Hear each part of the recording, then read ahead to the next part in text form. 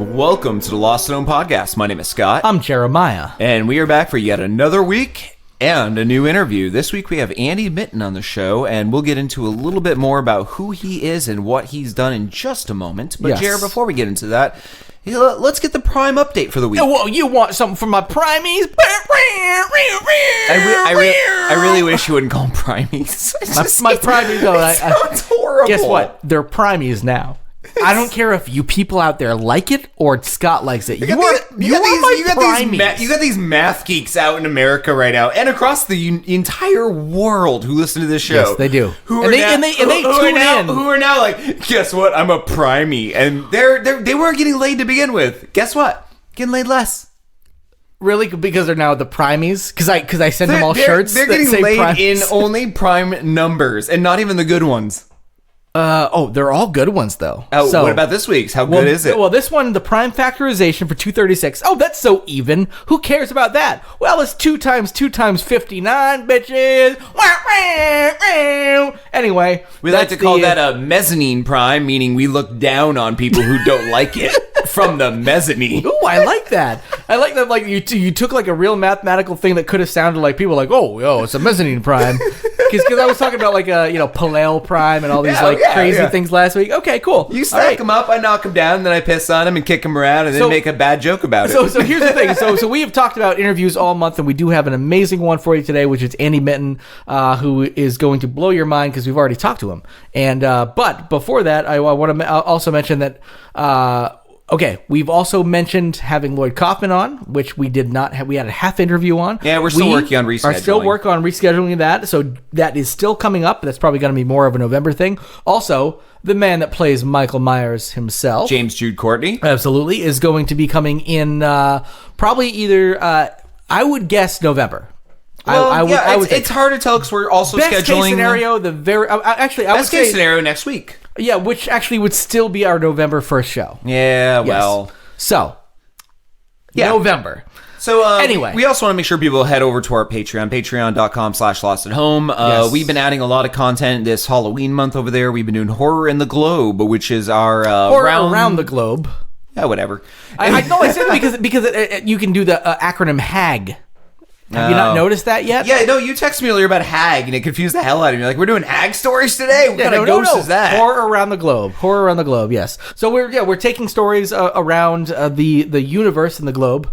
And the globe. The globe is part of the universe. And we are talking about the crazy kind of horror stuff that happens in different countries other than just the United States. Because usually we are very United States-centric. Yep, so. And we're also posting a bunch of other extra content. Look for it there. For $3 a month, you can get all that extra content. And if you're curious, like, I don't get Patreon, and I get my podcasts on my talkie phone. Well, when you do the Patreon thing, you sign up for $3 a month. Oh, never mind. Well, maybe before they do that, they can subscribe, so can never unsubscribe. I was getting way aggressive. Well, if they die, they can never unsubscribe, meaning it just keeps taking from their bank account. Right, yes, exactly. Until it's empty. Put your credit card number in first. Yeah. So when you send that $3 over, you get all the content for that channel. Lots of different shows, skits, musical things. And we're going nuts this month. Yeah, we've been going nuts with it. And all you have to do really is you get an email as soon as you put your $3 in that gives you a link. Go to your favorite podcast app, and there's usually a plus symbol somewhere on the screen that says add a podcast.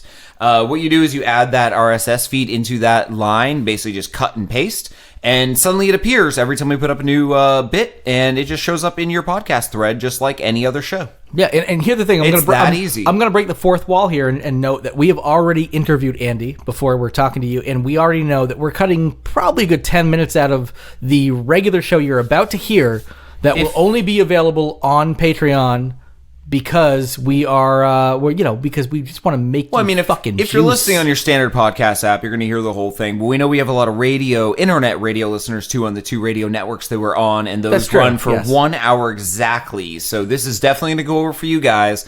And the easiest way to get all of the content is to go to your favorite podcast app and subscribe. But I also know there's a couple of questions I'm literally cutting 5 or 10 minutes out of that we've discussed ahead of time that you will only get on Patreon. So yeah, the unedited Patreon interview, just like every interview we do, is much longer, and even post interview we do a nice little discussion. So you get the pre-interview, you'll get to hear us awkwardly introduce the guest, and then them awkwardly tell us that they never want to talk to us again.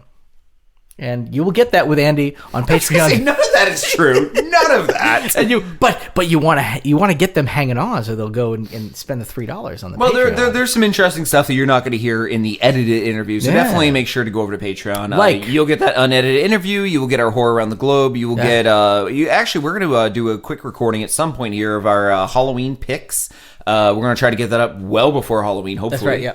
And there's other stuff there. We've done 2 years of content. Yes, actually, there's there's my favorite episode, which again only on Patreon.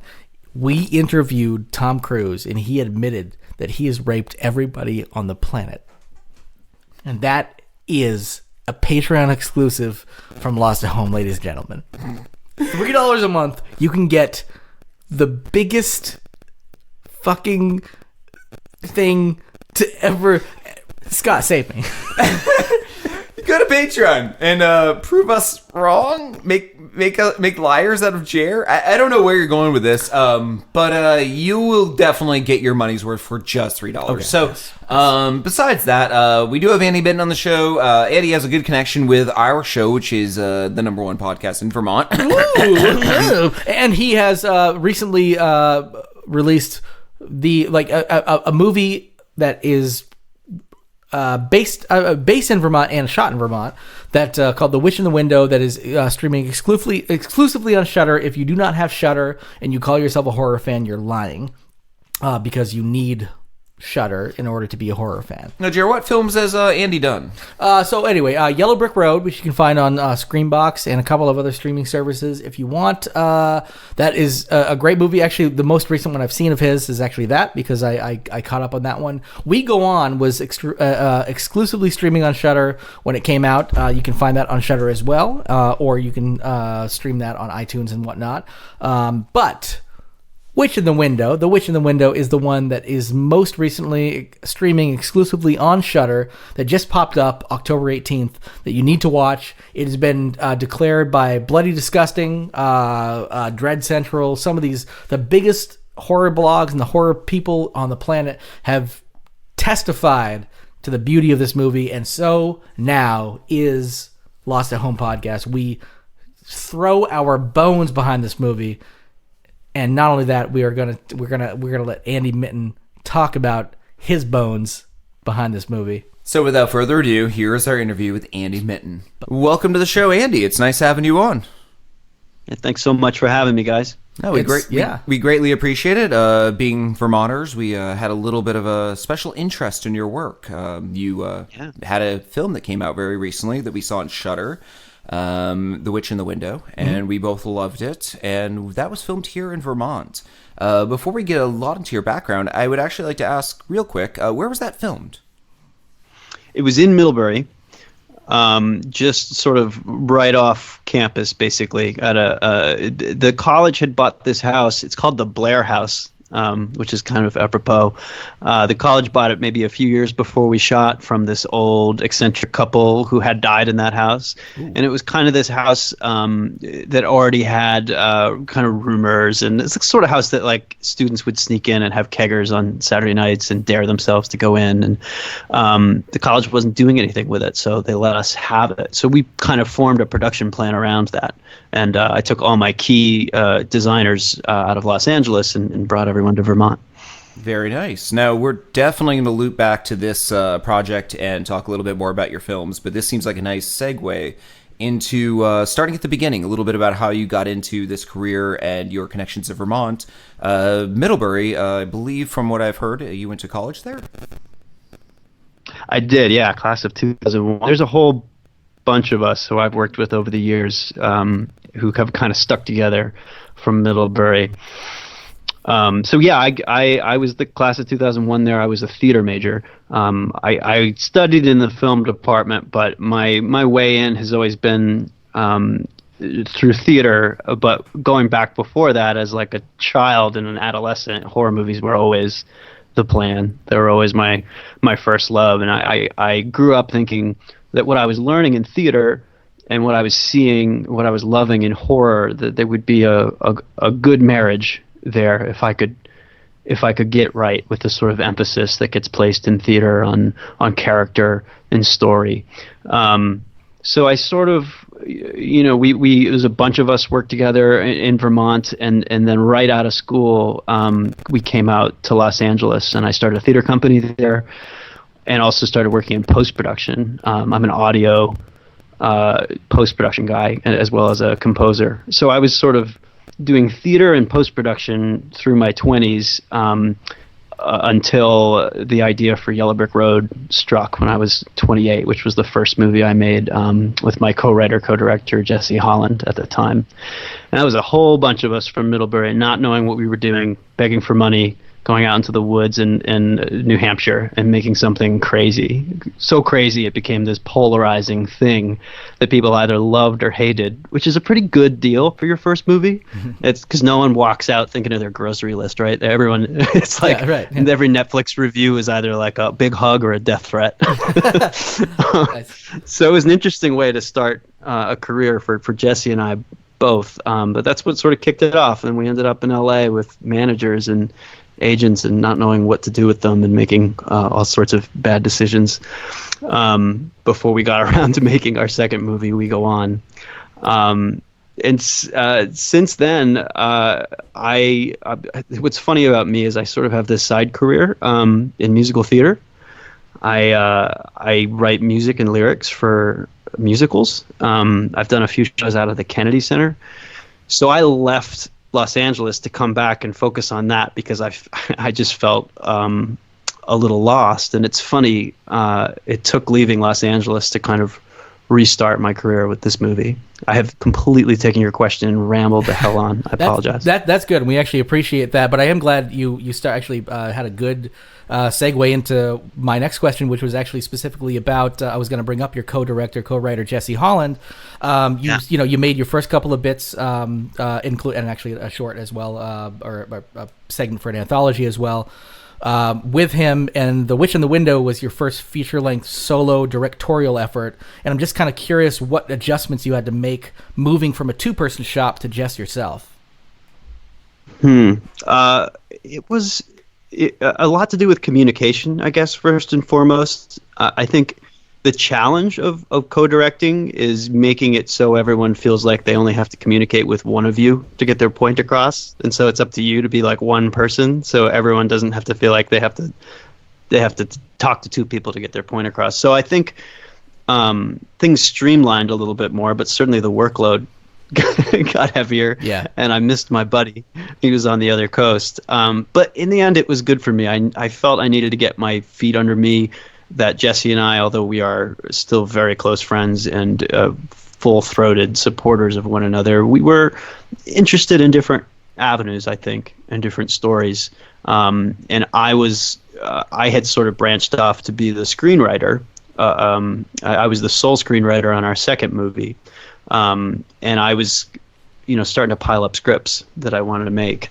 But when I got back here with nothing, without Jesse, it was more about making sure I started off on my own with something that I could reach. I knew I wasn't going to have much money, and I wanted to design a movie to be achievable, especially after We Go On, which was like 40 locations all across Los Angeles. I really wanted to make a movie like mostly in one location where we could drop anchor together and really focus and not have all these company moves. And there's a certain family feel you get on location that we had on Yellow Brick Road that I was trying to get back. That makes sense. Yeah, I really like working that way, and that's one of the great things about having left is that it's really no fun to shoot in LA. No one wants you to shoot there. They're going to ask you for all your money for every location. They're not excited that you're shooting. But when you go to Vermont, they're quite interested that you're shooting there, and the police get on your side, right? The town gets on your side if you're kind and doing things right. So I really like that atmosphere. I thrive on that. Nice. That sounds like a really good experience. I'd like to think that Vermont is that kind of a welcoming place Well, where you could do that. And I will bring in just one little braggy tidbit, name droppy thing is in my first or second grade class trip when I was 8 years old. I watched the filming of a Beetlejuice scene for a first grade field trip, actually. And I remember Tim Burton and his crew saying kind of that same thing of how welcoming the community was. So it's been going on for long enough to where, hopefully people will continue to do that, going through and realize how much of a welcoming community we are to the arts that. Didn't you sit on Gina Davis's lap? I did, and I did not allow my people to take my picture. I was so shy, and my friend just posted a picture of him sitting on Gina Davis's lap in that dress, and I could have had that fucking picture, and I hate myself every day of my life. Anyway, that's pretty rough. I don't know. It's rough, man. I love Gina Davis. I love that movie. Anyway, moving on. Where was that? Was that near Montpelier? That covered bridge, where they had the accident. I love so much when the dog is standing on the plank that's holding the car up. Yes. Yeah. So I actually saw the scene where they went off the covered bridge, and it was in East Corinth, which is where I went to elementary school, or so that, and I lived nearby there. So that was, and it was a first grade field trip. Like it must have been. I guess it was 7 or 8 years old probably at the time. So. That's so cool. Yeah. Anyway. We need more movies in Vermont. I couldn't agree more. Yep. It's tough because there's not much of a tax incentive. Yeah. So for us, it took having a free location to make it financially feasible. Yeah. To come to Vermont and shoot a movie like we wanted to. Yeah, and it's too bad too, because talk about an amazing setting especially when you start getting into like the some of the foliage seasons and the winter seasons of these amazing settings that you could have just at your disposal, just based on our actual seasons. God, shooting during a foliage season must be a nightmare though, because it's literally like 3 days. For continuity, continuity. Like there's no leaves anymore. Yeah. Yeah, that's constant change. That's rough. Yep. Now, out of curiosity, do you have any plans on working with Jesse again on a future film effort? Oh, I think we would both really like that a lot. I mean, I think that there's value. He's done a film on his own too. He made a movie for Sci-Fi last year. Oh. So if we're, I think it would be healthy for us to get a few things under us to feel like we're on a course. And then there's actually a particular script we worked really hard on together in the story process. That's like this kind of an ice road trucker's adventure that takes place on the Alcan Highway up in the tundra in Canada and Alaska. And emotionally, it would feel really great to come back and be able to shoot that film with Jesse, because it would be weird to do it without him. So yeah, and we talk a lot, and he's a very good friend. Well, and speaking of styles, are you thinking of sticking with the horror genre for the most part? I mean, I know the horror genre is extremely fluid in terms of like it can go all over the place. You can make a slasher, you can make a torture porn, you can make a real, like a Babadook or something like that. But are you going to stick to that, or are you looking to work on very specific non-genre work? No, I'm really into horror and genre. Happy to hear that. Stretching. Yeah, I just think it's the best place to be working. Mm-hmm. I mean, what other genre could I have just made a bloodless movie with no stars, and have it be received by a community? I think that really only happens in the genre community. I think so. Yeah. Like that in rom-coms. They don't have conventions for romantic comedies, passion and the sensation of the genre community. There's nothing like it, and it's a great place to collide art and entertainment. It's a great place to. I think earlier in my career I was a little bit too message first. I think I was. I've learned over time to make sure the horror I think is right, and make sure there are pathways in the story for my themes and the things I might want to explore and say. But hopefully over time, like the horror is getting better. So it's not. It can feel hopefully not pretentious, not just message based filmmaking. I want to move more and more into horror. The thing is, to get it really right and make a sensory movie, like with the inserts of what people are touching and tasting and feeling, you need more money, and you need more days to shoot, and you need more shots. So I've never been able to put something up that that's really the movie in my head. I've had less money every time I've gone out, but I hope the movies got better. But yeah, I do. I'm really anxious to make more sensory horror that I still think, hopefully, that people could think about, but maybe after it's over. I like that term, sensory horror. I feel like it really applies to The Witch in the Window, which we started the show off by discussing ever so briefly. I want to kind of loop back to that, and I was curious, what led you to the path of making The Witch in the Window in particular, that very specific family-oriented story? Yeah, well, this movie was kind of built off the need to make a movie, which happens a lot. There's kind of no shame in it. I mean, I'd gotten back to the East Coast. I was alone. Like I said, I had no footing. But what I had was Alex Draper. And Alex, who's the lead in Witch in the Window, he was in Yellow Brick Road, my first film. He teaches theater at Middlebury. He's a tenured professor. So he remains he's there. That's why people don't see his work as often. But he is as good as anyone, and I knew that. So I called him and was like, "Hey, I know you can carry a movie, and I know that Vermont has many thousands of creepy houses. If you find me the house, I'll write a script for you and for the house, and we'll bring the production to Vermont." So it was sort of born that way, and I knew movies for me start with moments. So I think the moment of this movie, without being spoilery, happens at a certain a phone call scene, we'll say, where the rug gets sort of pulled. Yep. I think of those moments first, because those are the things. If it's special and you pull it off, those are the iconic moments. Those are the things that make a movie sort of live on. So I had that moment in my mind sort of before I even had all the characters fleshed out. And I tried to make a haunted house movie that pleased my 13-year-old self, like all the things he expects when he hears he's going to watch a haunted house movie. My 13-year-old self has certain boxes he needs checked, and I try and check them. And then I try and make my adult self happy, who's got other things he wants to explore when it comes to my fears of parenting in the world we live in right now. Yeah, that scene in particular is, I would say it's easily iconic. Like, it's got one of those moments that really sticks with you. It's chilling. Yeah. And once again, I'm going to skirt around it without giving it a particular. I was going to do the same. I don't want anyone who's listening who hasn't seen this yet to have that moment ruined, because it's what, I mean, the whole movie stands out to me. I loved it.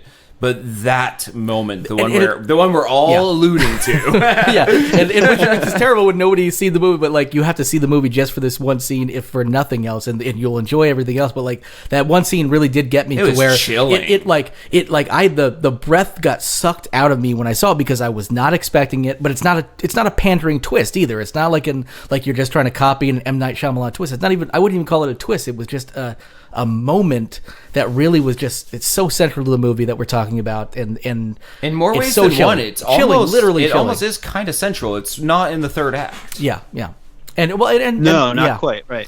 And actually, the way that you wrote the movie seemed actually kind of unorthodox in that. And again, it's really hard to talk about this without giving everything away. But as far as like some of the realizations that come out, you would expect to have at the very late part of a third act, and some stuff you reveal early on, and you're like, we're going to live with this, and we're going to like face some of these horrors head on early instead of saving these for the third act. And that was really impressive, and from a writing standpoint, and courageous in terms of making that decision to be like, oh, we're just going to reveal this character or this horror so early on, and we're going to have our characters deal with it, because this is a character-driven enterprise right now. Yeah, thank you. I'm glad to hear you say all of that. Yeah, it's for me, it's like it's this mix of, because I love haunted house movies, but like I love the James Wan stuff, right? I love The Conjuring and all that stuff. I get totally into that, but what I find myself saying a lot is that because we know those rhythms so well, we know that music so well, we are now as an audience set up for the rhythms, and our body even knows when things are coming. So it lets the little guy like me stand up and play the off rhythm. It's because of those movies that a movie like this can play the off rhythm and can make you wait unusual amounts of time. I think of everything like a piece of music, and I like that this movie moves at a pace that that lulls you sort of, for the first 40 minutes, and then all bets are off in terms of when you think you have your footing. I really like to change the rhythm. And I find that if you get that balance of the things people expect, like this movie has, like Pet Sematary, the local neighbor, right? The trope of rural neighbor who tells the backstory. There are things that feel familiar.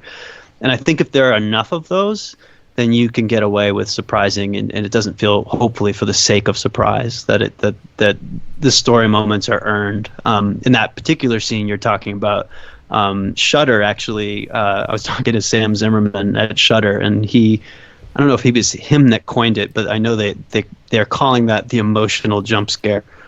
It's somehow the invention of the emotional jump scare.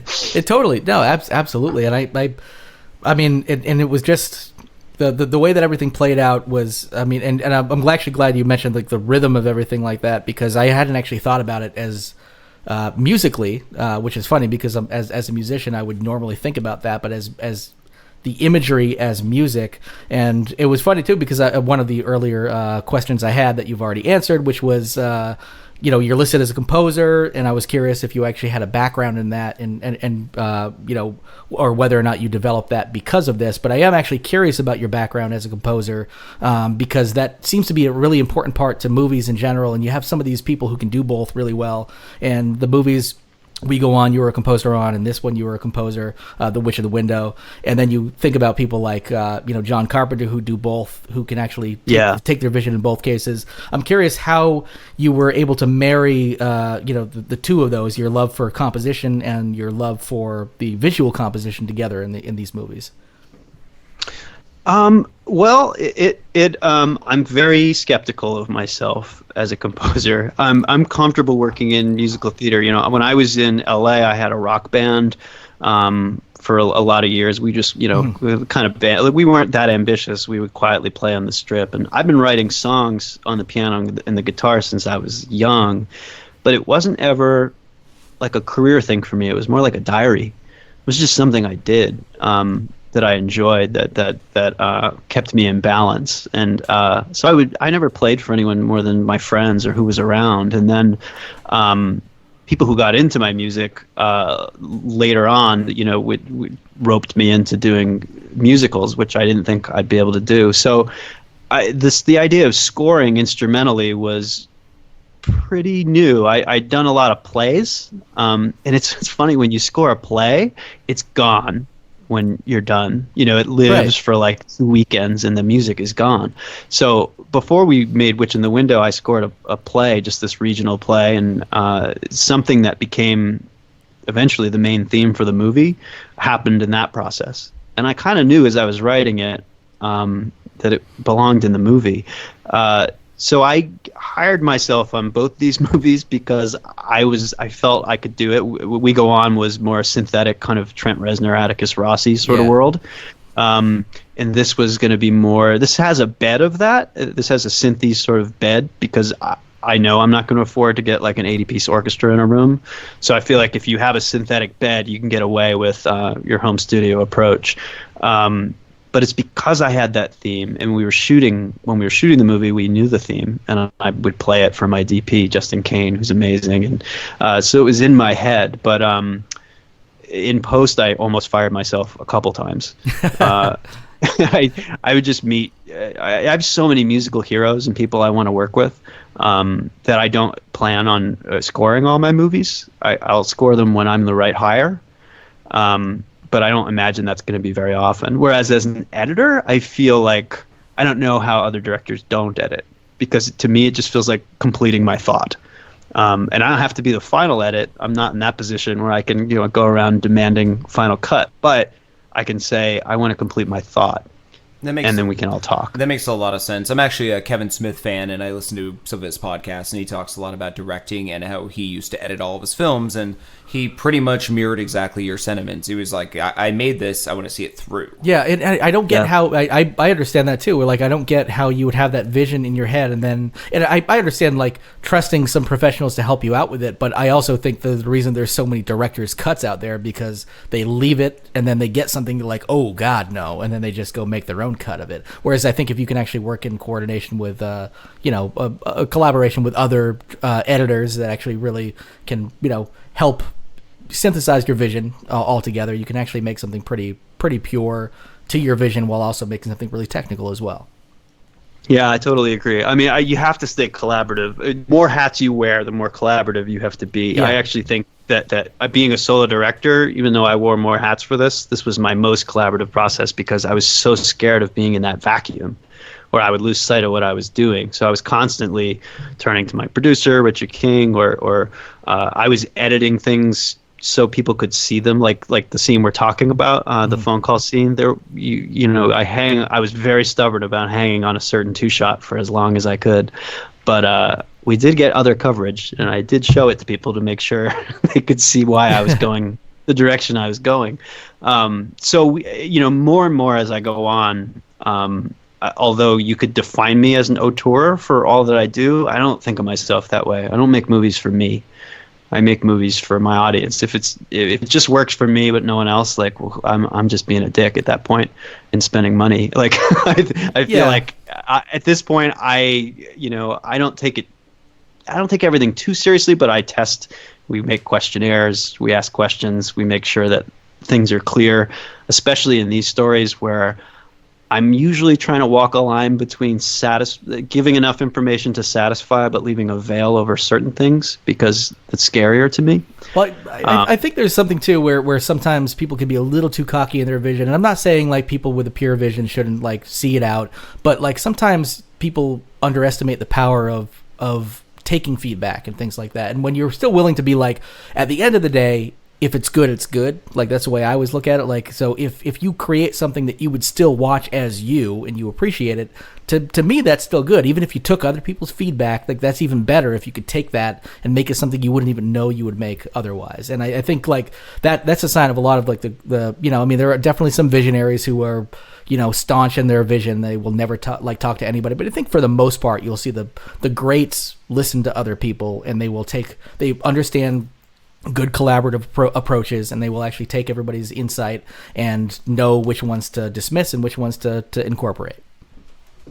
Totally, I completely agree. I mean, there are outliers like Dan Brennan, he's who I do all my sound mixing with. I have this great situation where my best friend from high school, we were lab partners in 7th grade, just happens to now be a top engineer at Soundtrack New York. Lucky you, so at man. the end of my process, I get to sit with my best friend and and kind of go through and be creative together as we've always been. But Dan works with Craig Zoller, who is one of those outliers. I don't know if you're familiar, Bone Tomahawk and Brawl on Cell Block. Yeah. And he's got this new movie, Dragged Across Concrete, that he got final cut on, and he's just one of those guys. He will run you right over. He brought his movie in at like somewhere near 3 hours. Didn't care what anyone said, and there's a greatness to it, I think, because of it. But it's just not me. And life is too short, and it's too hard to make these things. Like, being collaborative is ultimately. It's more fun, it's more rewarding, and you make more contacts, I think, and more friends. Well, and you can still make some amazing content, as we've seen from the movies, and especially since you started with collaboration to the ultimate degree with co-directing and co-writing movies, which is tough for some people to undertake to begin with. Some people are so stuck in their vision. It's great that you can actually collaborate like that and are willing to take that. I'm actually curious, before we head into our 10 questions, if you see another Vermont-based film in your future? As much as I can shoot in New England. I would, definitely. And before I would go back to Vermont, I feel like Maine is sort of Stephen King's. Like, I don't want to fuck with Maine. Yeah, everybody's gonna hold you against him. Yeah, that's right. And in New Hampshire, because you did that Yellow Brick Road, and I was gonna bring up the sound. I'm gonna geek out at some separate point on all your sound design stuff later, so we don't bore everybody on that. But yeah, so Yellow Brick Road took place in New Hampshire as well. But yeah, New England in general just is a bastion for this kind of stuff. Yeah, but what is it about that border between New Hampshire and Vermont? It's the same piece of land, but when you cross the border, it goes from dark to light. It's so funny to me. It's felt that way since I was a kid. Like New Hampshire is sort of like the live free or die, where all my relatives had gun closets and I was scared of them. And Vermont was this like bastion of sort of like the open arms of the Green Mountains. It's so funny how different. We're two different states entirely. Yeah, we look like upside down versions of each other for a reason. Literally, it's the good side and the bad side, or the yin and the yang. Yep. Yeah, keep me out of New Hampshire. That's all I say. like in New Hampshire, there's another version of Jer and I, but we have goatees. Yes, we have goatees. Yeah. And gun closets. Yes. Maybe right. you have a gun closet anyway, but that's I do not. I can speak for both of us. We do not. Yes. I've never felt the need to own a gun in Vermont. It's safe. I feel like I would be the biggest threat to myself with a gun. Like I would be dead right now. Like I would trip over it because I'd be like leaving it out, and I would be dead by now. So anyway. Yeah, you guys are my people. I guess a follow up to Jer's Vermont question: if you shoot in Vermont again, do you need any extras? Oh, that's not a follow-up. Wait, I can't make a movie with less characters than this. I'm gonna need more people. Yeah. Come on along. If you make one that needs like 1,400 people, just toss us in the background. Well, I actually am curious if we would play the podcasters in any role that requires a podcaster. Yeah, in other words, douchebags. Yeah. This is good to know before I write. Yes, It could be more than an extra. Hey, you wrote a whole movie around Alex Draper because he's an amazing actor and an amazing house. How about you write a horror movie about podcasters? Don't do that. That's terrible. Yeah. Three-quarters of the way through the movie, they've been interviewing a ghost the whole time. Yeah, and it was Bruce Willis. Just kidding. Please don't do that. If you do that, I will lose all respect for you. And you are not allowed on the podcast that you wrote the movie about. Anyway, I'm actually I am curious if there, before we go into our 10 questions, if there are any new projects. I've read some interviews, and you're saying you've got some new projects that you're working on, the writing and stuff like that. Are there any projects that you can actually talk about that are in the works? Sure. Yeah, and I do so with the proper degree of hesitation. I'm jaded enough at this point. I know not to count my chickens exactly, but right, okay. I know I'm finishing a new screenplay that I'm very excited about. That's sort of the flip of this movie. It's a haunted high-rise, kind of an urban horror story. Nice. That's kind of embraces technology and the sort of ghost in the machine sensibility. And it's a little bit like, I admire what. We all admire what Get Out and all these, it's a great time for horror. But what's really exciting, I think, is that through history, at least I was taught that when shit is bad in the world, it's comedies go up and horror goes away. People want to be lifted, but that's not what's happening right now. Shit is bad and people want to look at it. Mm-hmm. And horror is giving this other lens. And what's great about a movie like Get Out is it gives you that lens, but doesn't take itself super seriously. It also builds a roller coaster unless you have a good time. So I love that model. I'm trying to sort of use that model in what I'm writing now. So I'm excited about that. And then there's a movie called Doll Makers that I've been holding out to direct for years. That I might have my shot now. I don't know. But it's a high school voodoo doll movie. It is so different from this that has been my problem. It's like okay. It's almost more like Edgar Wright, Tarantino kind of. It is genre, it is horror, but it's bloody as hell. It's rebellious and fun and vulgar. It's sort of skewers my youth and my high school experience and sort of my dream project. It's the movie I would have watched every day when I was 13. Nice. So I'm hoping whichever of those two is next. I hope it's one of them, and I'd be happy to make either. Nice. Before we move into the 10 questions, the Ghost in the Machine style story about the high rise you were talking about. All I could think of now in my head is like a haunted Alexa or ghost using one of those. Just the idea of all these eye devices we have and smart devices, like how it could be penetrated and used against you. Oh right, yeah, exactly. Yep, totally. And I'm glad to hear that because I actually one of the interviews I did read that you were saying moving into sort of like a comedic horror type realm, or some of the, I wouldn't say lighthearted horror, where it's still horror for Cedric's sake.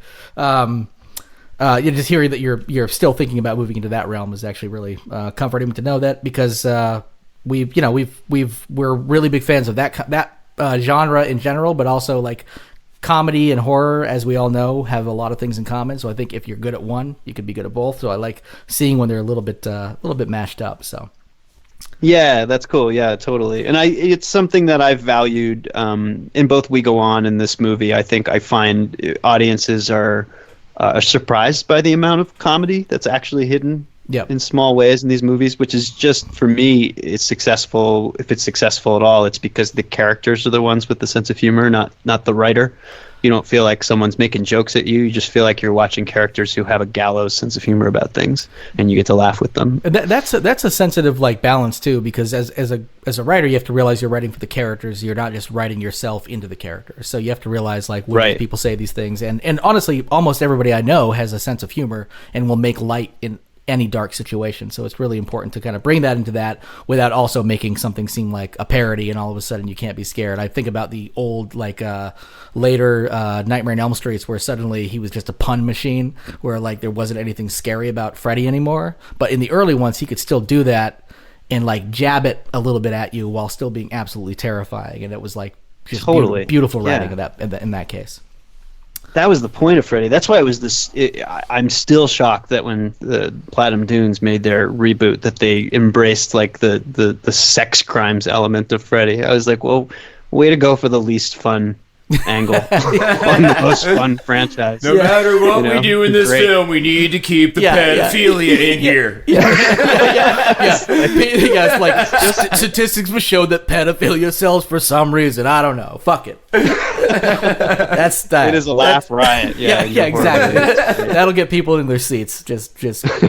Anyway, well, this is a good time to move into 10 questions if you're ready for that. I'm ready. Scott, you want to take odds?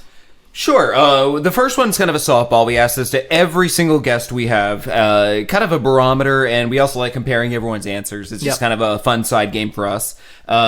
Who is your favorite Ghostbuster? And there's 8 of them now. Yeah, there's 8. Yep. Wow, I'm not dealing with any of the new Ghostbusters. Let's not go there. Yeah. My favorite Ghostbuster is Venkman.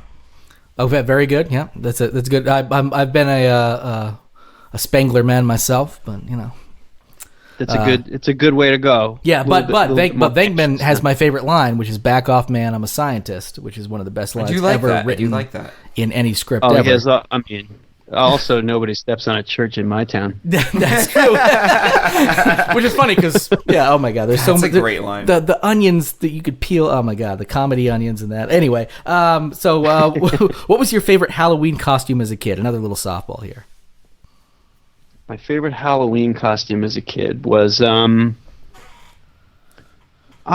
it was the year I was Freddy. Only because whatever I ended up putting on my face, it stayed on my face. I think for a week, did serious damage to my face. Oh, but yes. It was it was the only time I think I scared myself, because I wasn't old enough to really see the movies. But I'd gone to the fair. You know, when you go to fairs and they have that game, you give them a couple bucks and you can throw a dart, and whatever poster the dart hits, you bring home. Yep, absolutely. Well, my dart almost accidentally hit Freddy when I was too little to have Freddy on my wall staring at me at night. So I thought, well, I'll be him for Halloween and I'll overcome this. And I think my mom must have done such a good job on the costume that I scared myself.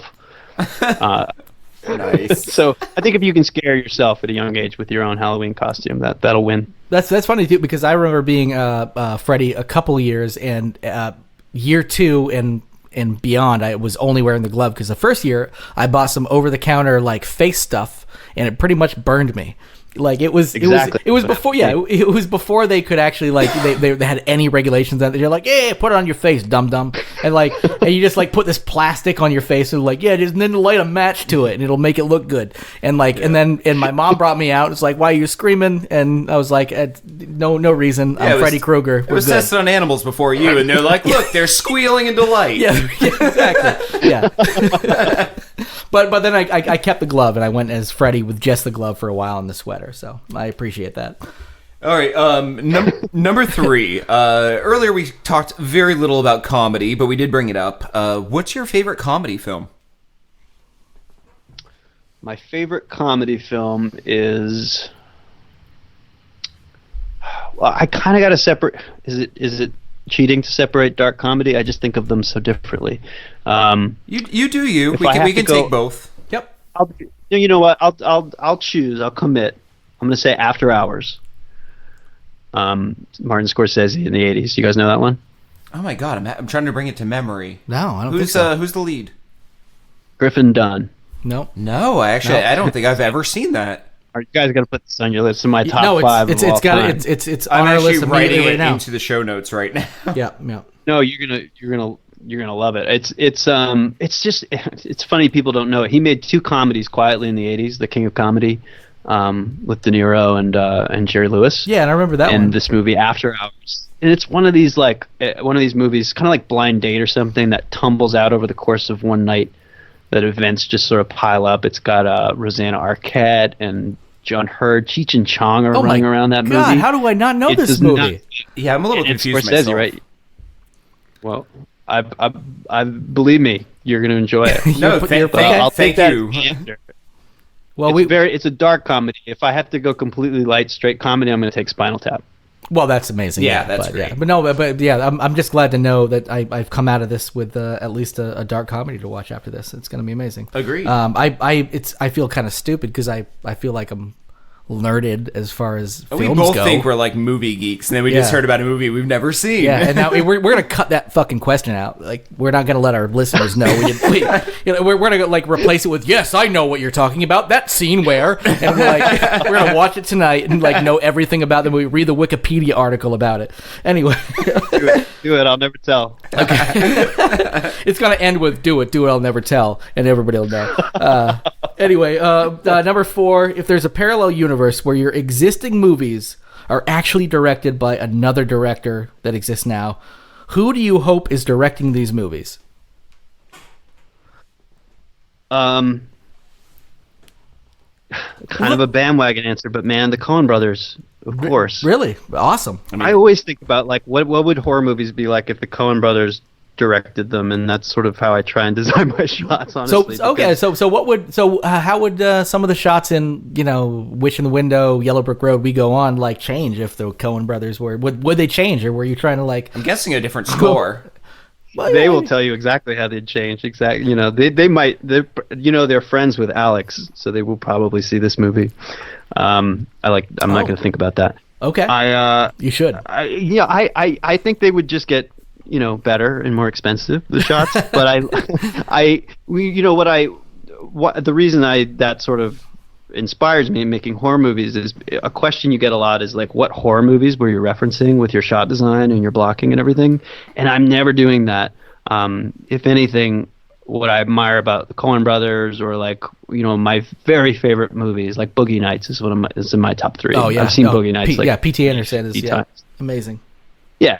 It's the best. If only he would play rock and roll again and make a Boogie Nights. Not that I don't love everything he's done, but like I think in thinking about what should happen in a shot and how the camera should move, I'm always thinking only about story. What is the character feeling? What do they need?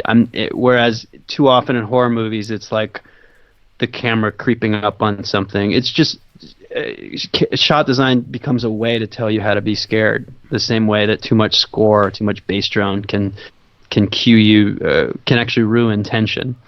So I really like the idea of making horror movies, but with a pure story approach to the design, which is how I think of their approach.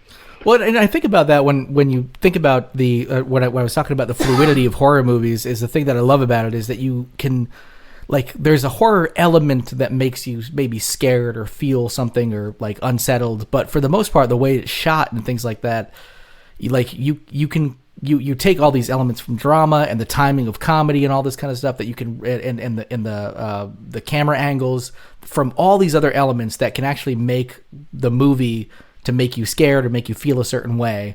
And if you think about like Stanley Kubrick could shoot any kind of movie he wanted, and every single one felt like Stanley Kubrick, but when he shot a horror, it felt like a horror movie, and when he shot a comedy, it felt like a comedy, or drama, it felt like a drama. Like you can really blend those elements, and the fluidity of horror is what I love about the genre. Is that it's almost not a genre; it's just like a feeling, and people. That's why everybody's like, "That's not horror. That's not horror." Every time you read Right. any comment, I'm just like, "That's not horror. Nobody got stabbed. Nobody got tortured. That's not horror." Like everybody has a different sensibility. Like I've seen dramas that feel like horrors to me because it just hurts me inside. So anyway, Yeah. yeah, that's the way it goes. Okay, number 5. 5. In all the time you've been in Vermont through filming and other interactions, what's the weirdest thing you've ever had happen to you in the Green Mountain State? Oh, wow. Weirdest thing I've ever had happen to me in the Green Mountains. I would say, weirdest thing. My God, this is gonna. All right, I'm taking a moment. Oh, that's fine. Through the magic of editing, this will be a very smooth transition. yes. That's right. This moment is instantaneous. I think the weirdest thing the weirdest thing. God. I'm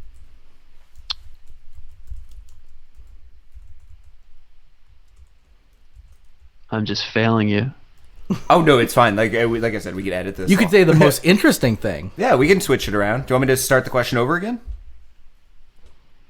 The most most interesting thing. I think I can come up with weird.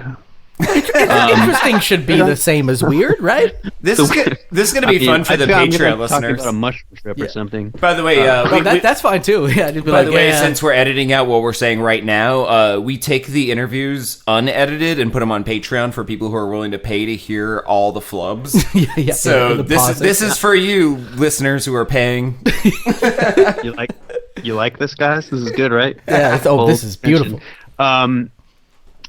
Yeah, sure. I'll go there. Sorry, Mom. I ate mushrooms and walked around in a graveyard I shouldn't have been in, somewhere in the Green Mountains. And I don't remember everything about that night, but I can pretty much guarantee it's the weirdest, scariest night I've had out there in the mountains. I've done the exact same thing, but during the day. Yes, and I would just to say also sorry, Mom. I do that every single day when I go to work. I just eat mushrooms. Yeah. No, but anyway, no, that's beautiful. I appreciate it. I'm not apologizing to my mom, and mine was real. All right, it's me. All right. If you could haunt number 6, if you could haunt anyone in the afterlife, who would that be? I guess they don't need to be dead yet, the right? afterlife haunting a living person. Yes, right, yeah. So you're in the afterlife, Scott. I wrote this question. So if you died tomorrow, and came back as a ghost and could haunt someone, who would you haunt? Haunt someone like impactfully, like any way you want. It could be fun. You could just hang out with your buddy. You just be like, go hang out with Jesse if you want. Yeah, you could just hang out with someone, or you could always be tipping over their coffee every time they pour a new one. Yeah, or you could murder them. Oh. I'll go with Mitch McConnell. That was so quick. Easily. Yeah. I'm gonna piss in his coffee, and then over time after he's tortured, I will slay him. Yeah, and I imagine with the people who come into his office, I'll have access to all sorts of other assholes. So yeah, it'll be productive. Oh yeah, you should definitely you live in his office the whole time. Yeah, totally. Absolutely. All right, number 7. This is a Halloween question. Did you partake in any tricks instead of treats on Halloween when you were a kid, like pranks and such?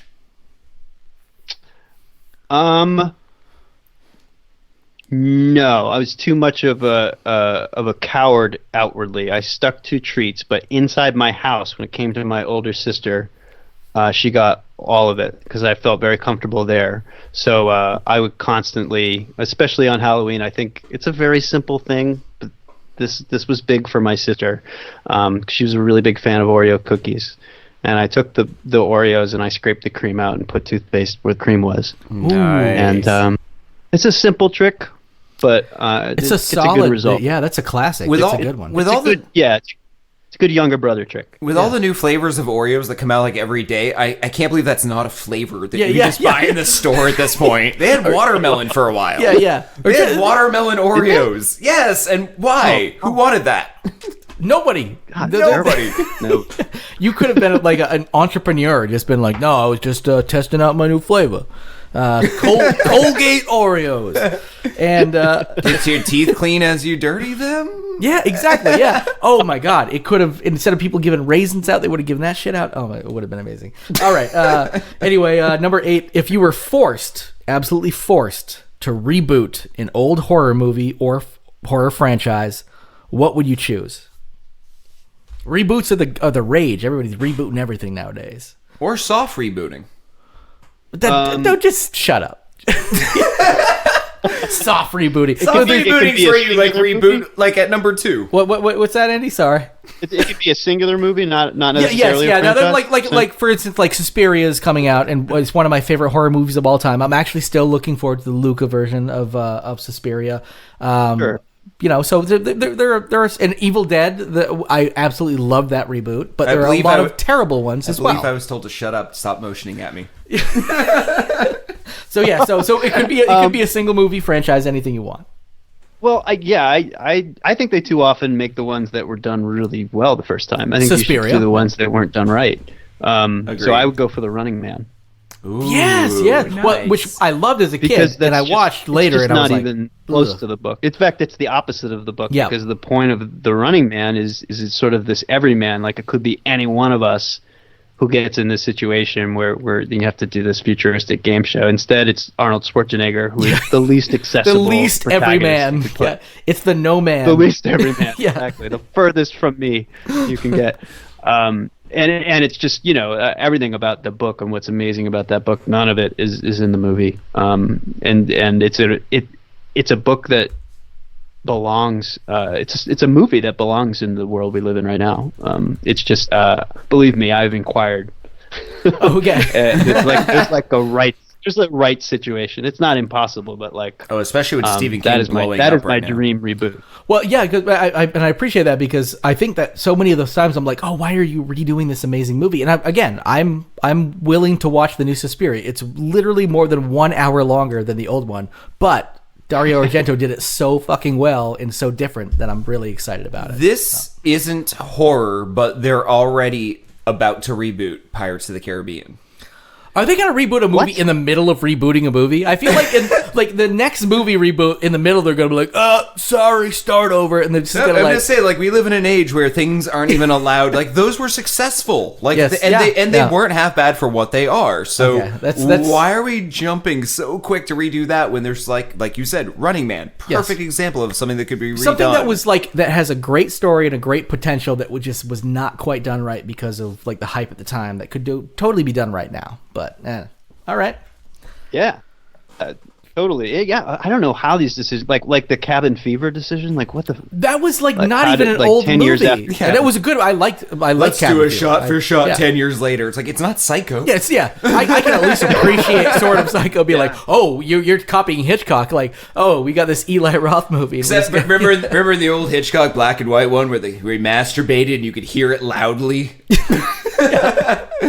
Yeah, and let's make and. It wasn't shot for shot. That shot was not in the original. Well, I mean, Hitchcock wanted it in the original. Anyway, going into number 9. Sorry, Andy. All good. Number 9. I got that shot in my head. You do want to ask this since this Yes. is your cobbled together question? I guess I will ask this one as well because this is mine. Oh, so I was looking at CandyStore.com and they have an interactive map of America's favorite Halloween candy by state. You have been in Vermont, which their favorite candy is Milky Way. You are now in Connecticut, you said, which his favorite candy is Almond Joy, and of course you are. Fuck that. Yeah, and Massachusetts, Sour Patch Kids. I am curious what your favorite candy is. That was a real interesting lead up to just what's your favorite candy, Andy. I just wanted to rhyme. I wanted it to rhyme. My favorite candy is the good old fashioned Reese's peanut butter cup. Okay, good. I was afraid you were going to say the good old fashioned candy corn, which, by the way, is fucking Idaho, Nevada, Iowa, and New Mexico's favorite candy, which does not make sense. How? How is that possible? It's How not. is No, Milky Way possible? That's just like someone took the peanuts out of the Snickers. Exactly. No, in Vermont, I'm actually because the second was Skittles, which also is just like a sweet little thing, whatever. And then third is M&M's. Like Vermont, I don't agree with. I don't know. I don't agree with that. Reese's That's all shocking. the way. You would think with all the marijuana in Vermont, they could come up with a better one than that. At least go for something like the whatchamacallit. Does anyone have whatchamacallit? Oh, I love whatchamacallit. they still It's actually exist. one of my favorite candy bars ever. I think one of my favorite is Score. Whatchamacallit's like Those it's old those are school. hard to find. No. Score. That's Score is one of my Pass. favorites. Yeah. Whatchamacallit's one of my like every time I find it, I buy them and I eat them and I feel terrible about myself. Exactly. Right, yeah. It's great. It's like instant diabetes. I love it. All right, number 10. We're going into the last question here. In 10 words or less, define elevated horror.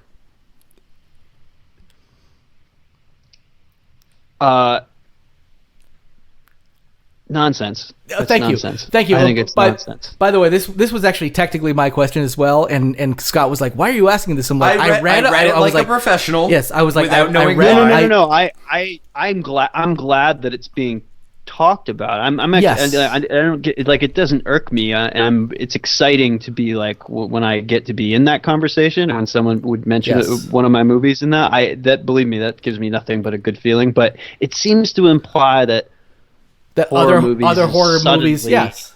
Oh. Yeah, like suddenly they're meaningful or something, or they're more thoughtful, or like no, I look at my horror movie collection that spans several decades, and there's, like The Exorcist is probably my favorite film of all Yes. time. If that's not elevated, I don't know what is. Well, and like, or let's like say when they started just reframing genres, they're like, well, Silence of the Lambs, that's not a horror movie anymore. That's a thriller. Like that's a movie about cannibals, like and shit. Like that's a horror movie. Like, and that won an Academy Award. We're like, well, now that it won an Academy Award, like it's elevated horror. It's a like so nowadays. I feel like, and the reason I wrote this question is because I sense a little bit of your distaste for the terminology while also appreciating the fact that horror was at least accepted as elevated in an interview. Is that I felt exactly the same way, where I was like, horror has the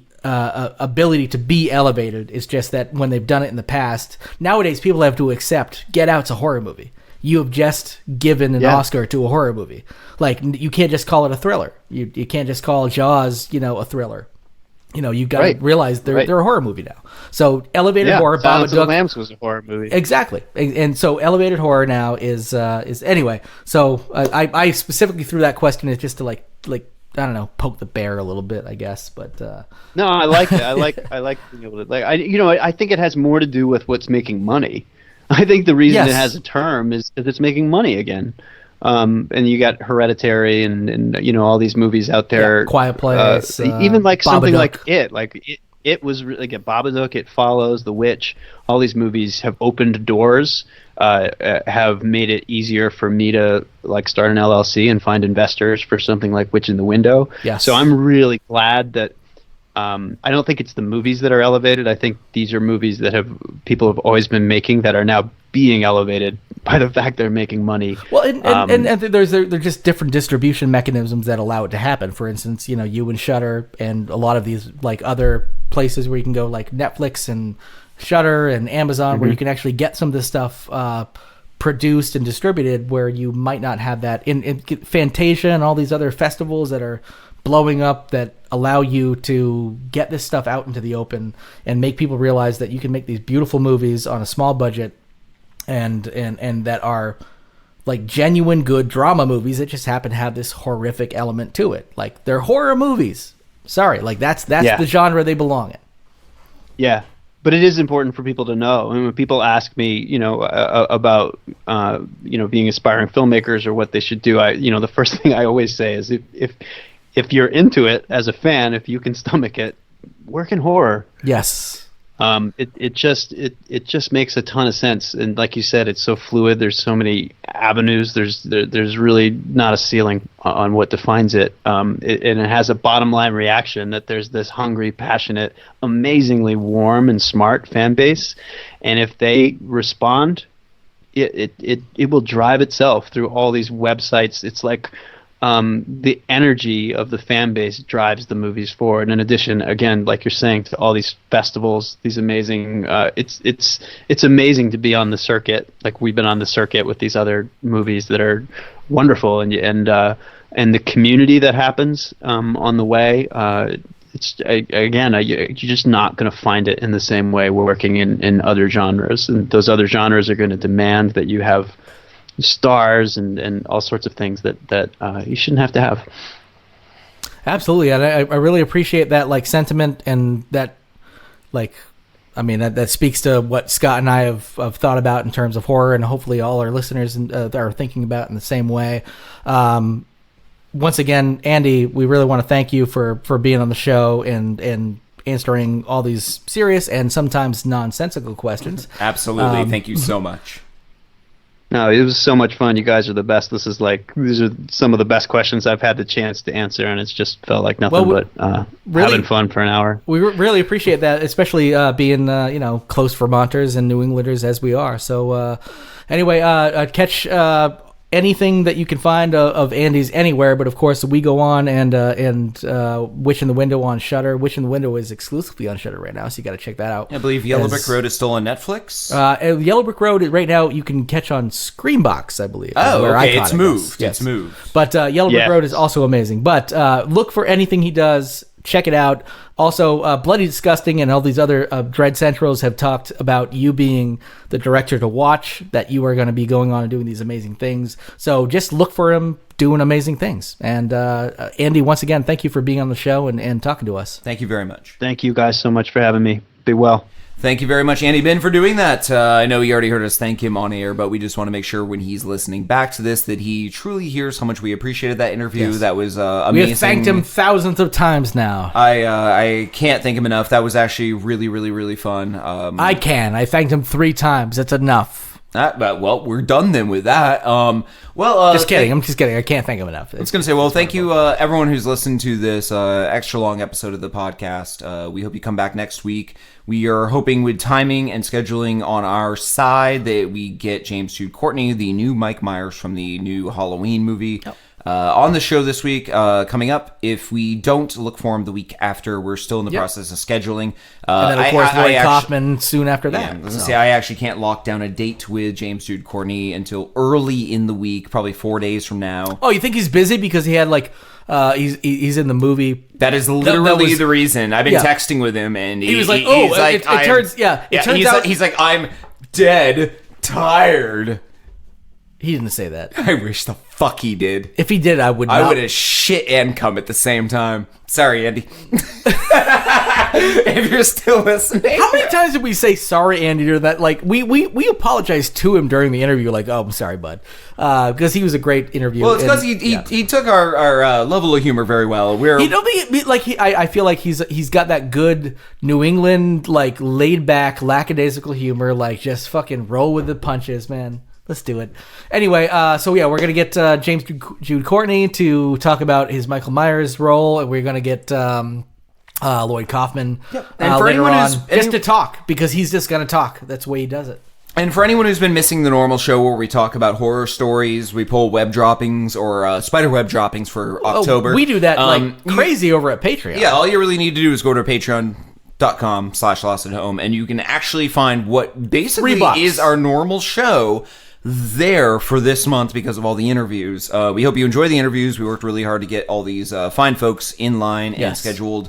We're having a blast talking to them, and we hope you enjoyed them all. But if you want more of a taste of what the Lost at Home usually brings you, please head over to patreon.com/Lost at Home. We've got so much more to bring you there, and not only do we have more to bring you, but also our good friends Bruce, and Jason Jr. have a lot to bring you there. And before they do that, we're going to let them actually give you a little bit of an update on what they've been up to. Yeah, they have been going through a harrowing experience. They've been going through it. Like we think we've got it tough, like trying to line up interviews and shit. They've been going through some shit. What is this, week 4 of them trapped in the bunker? This is or week 5. This is week 4.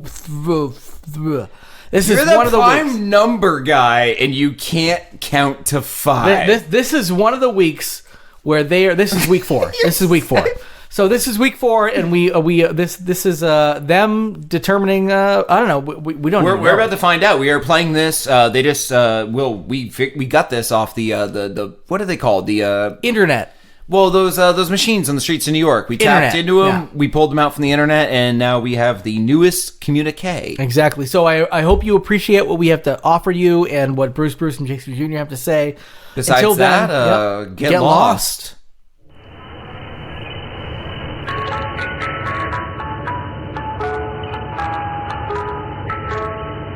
Yep. It turns out, while I was on my bender, Junior was right. There were tons of beasts around us, and luckily, I was able to contain us in this food storage container. Oh, it's a big bin. Luckily, Jason Jr. is a smart lad, and he's able to keep us entertained while we wait for the monsters outside to leave. We're just a bit late. Oh, what kind of a ghost goes moo? A ghost cow? What kind of milk do you get from a ghost cow? Why are you telling me jokes while we're surrounded by werewolves? What kind of milk? I heard you the first time. I don't know. Give up? Every day of my life. Never mind that. How about those cows? When do you think we can milk them? Oh, this was clearly a joke set up while we were struggling for our lives. But to get this over with, I don't know. When? During a full moon. During a full moon, yeah, that makes sense. No, a full moo. Get it? 'Cause they're cows. I'll get that we're surrounded by cows, werewolves, were-cows, and cow-wolves. Oh, but did you get my joke? We're gonna die. I'm out of cocaine, and we're going to die. Oh, don't get down now. We're gonna get out of this just right. Just alrighty. All right, we have to do this. I got it. We can sing a song. A special song. A song, okay. Maybe we give it a shot then. All right. We're in this bunker and we're all right. We're gonna make it happen because we're all right. A rap song? Oh, Jesus. Okay. It's not really a rap song. I'm just singing out my little heart. I found some cocaine and it's all right. You know, you wouldn't even know. You haven't touched it. There's a cow outside and it's out of sight.